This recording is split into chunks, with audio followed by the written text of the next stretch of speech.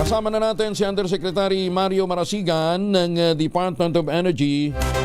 Yusek, good morning. Long time no hear. Magandang umaga po sa ating lahat. Opo, kumusta na kayo, Yusek?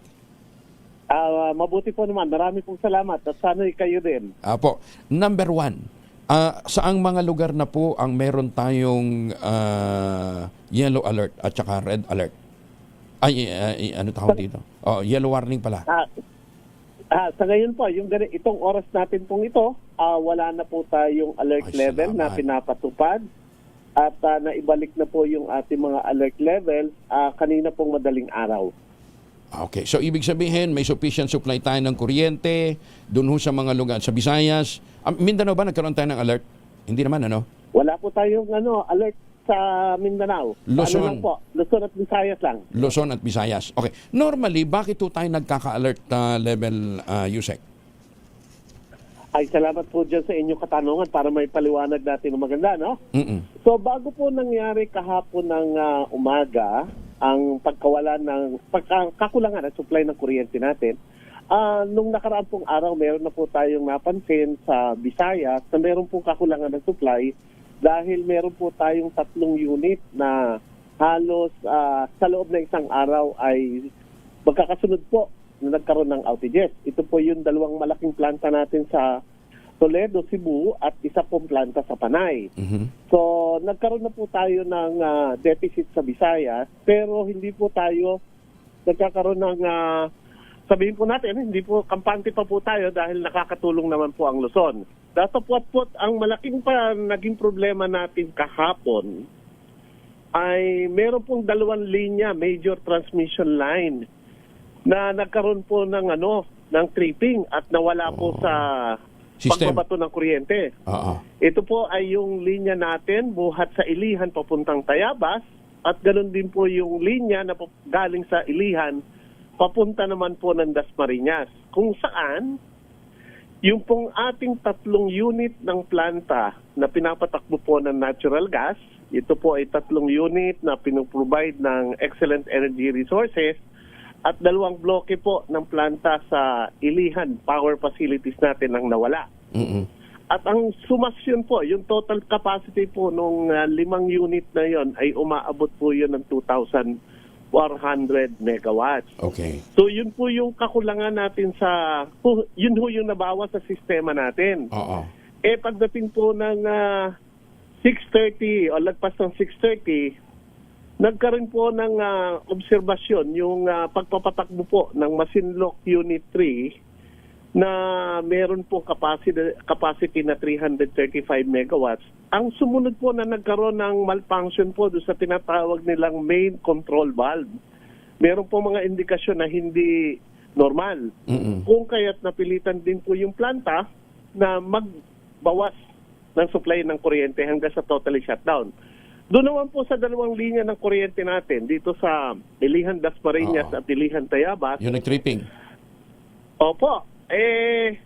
Sinika po nung ating Excellent Energy Resources at Ilihan na magpatakbo ng kuryente in isolation mode, parang islanding. Kaya lang, yun yung prolonged unavailability po ng linya, yung hindi po sila makapagbato ng kuryente, napilitan po yung plant operator natin na i-total shutdown yung lahat ng units nila. Okay. So, wala po sira yung planta natin, may diferensya yung linya, yun po yung nag-cause. Kung kaya't nung after lunch po kahapon, nagdeklara na po tayo ng yellow alert. Yellow alert muna. Umabot po tayo ng red alert ng mga bandang 2:00 hanggang sa inabot na po ito ng hating gabi. Okay. Yusek, bakit nag-trip yung 2 linya? Para maintindihan lang ng ating mga kababayan, hindi naman para nasira yung planta, yung linya ang nag-trip. Opo. So, kagyat po kami sumulat kagad sa ating NGCP dahil hindi po kompleto yung kanilang report. Nagpapasalamat naman po tayo sa kanila dahil nung mag-report po sila nung bandang 2:00 ng hapon kahapon, sinabi po nila na nag-deploy na sila ng maraming tropa, yung maraming teams para po hanapin kung saan po nagkaroon ng tripping, ano po ang nangyari sa linya. wala pa po tayong natatanggap na complete report. Kung kaya sinulatan na po natin sila, official po natin at formal na pinaalam saan na hiningan sila ng kanilang paliwanag para po sa naging sitwasyon ng ating dalawang linya ng kuryente. Tandaan po natin, major transmission line po ito. Ang kapasidad po nito ay 500 kV. Kung saan ito po yung pinakamataas na rating ng ating mga transmission line sa kasalukuyan. Wala tayong redundancy? Para halimbawa, pag nag-trip yan, lilipat sa isang linya, walang ganun? Ang understanding ko po, nung mawala po yung Ilihan Dasmariñas, yung pong Ilihan Tayabas ang nagsilbing N-1 natin, no? Yun po yung alternative route ng kuryente. Eh sa kasamaang palad po, dalawa po silang nawala. Kaya po na-isolate yung ating mga planta sa Batangas City, yung Excellent Energy Resources at Ilihan Power Facilities. Pwede bang mangyari uli pa yun, Yusek? Dahil po dito, ito linya, no? Hinihintay po natin ang kasagutan ng ating NGCP. Okay. Pero Sabi naman po ay Oo. Yung sa Visayas sa Yusek, anong mga plantang yun? Ano ba yun? Pinapatakbo ng gas? Ng fuel? Hindi po. Coal po yun. coal Coal po yung tatlong planta na nawala. Opo. Kung Anong dahilan? natatandaan po ninyo, Oo. Kung natatandaan po ninyo, nag-issue tayo dahil po dito sa energy crisis natin, nag-issue tayo ng market suspension at nagkaroon po tayo ng tinatawag natin na special operative grid procedures, ano? Kaya't bantay na bantay natin yung mga planta. So alam po natin yung mga derated facilities, alam din po natin kung ano yung wala sa sistema. Dahil di ho ba ang ginawa natin itong energy crisis bago nilift ng ERC ang market suspension, kung alin yung murang facility, yun yung una natin pinapatakbo. Kung saan ito pong mga coal plants natin, ang inuuna natin magbigay ng kuryente. Datapat ito po, hinihintay din namin ang kanilang paliwanag kung bakit nga po yung 2 unit ng Terma Visayas at isang unit po ng Panay Energy Development Corporation ay nawala po sa sistema.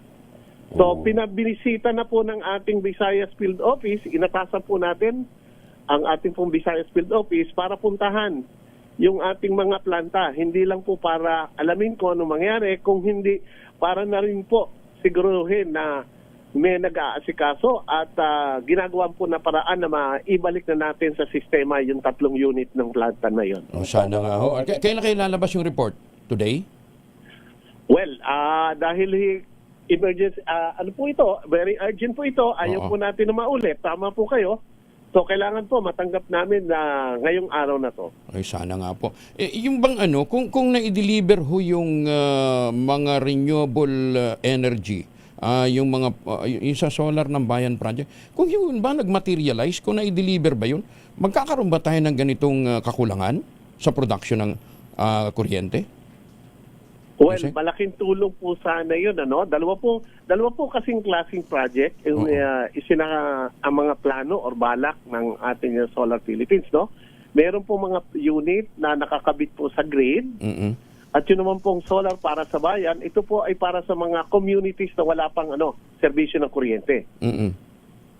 So, yun pong mga project na naka-dedicate po para dumagdag ng kapasidad sa ating linya, sa ating sistema, ay malaking tulong po yun, lalo na po during daytime. Oo.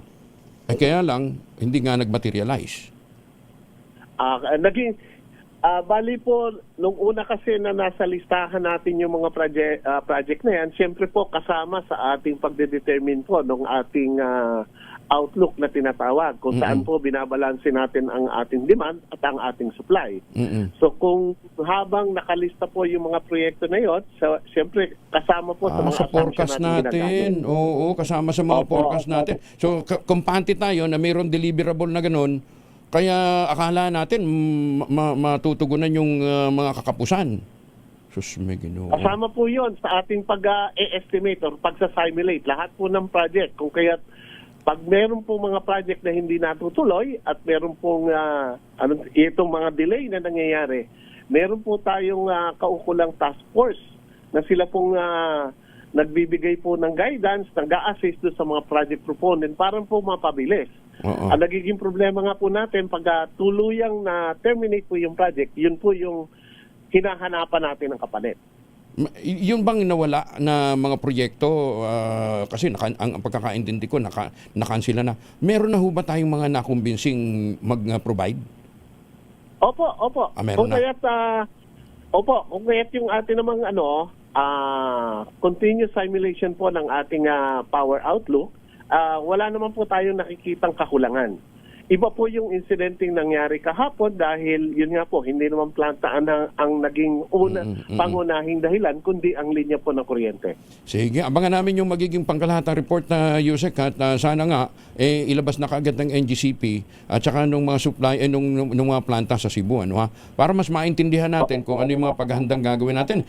Mahaba-haba pa itong tag-init Kauumpisa pa lang Opo, talaga pong alam naman po ninyo na pagkapapasok pa lang ang summer, kumbaga tumatakbo na po yung ating mga task forces.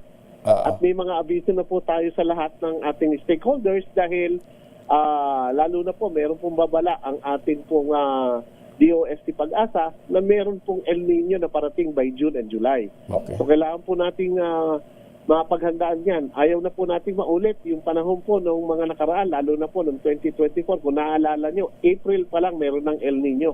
Oo nga Anyway, sana nga kasi hirap din ho talaga ng walang kuryente, ano ha? Yusek, ingat ho kayo, tawag ho kami uli ha. Opo, maraming salamat po at sana po nakapagbigay kami sa inyo ng tamang pahayag. Apo. At sana po makumpleto natin within the day lahat po ng mga reports na makukuha natin. Ingat po Yusek, maraming salamat. Magandang umaga. Buhay po kayo.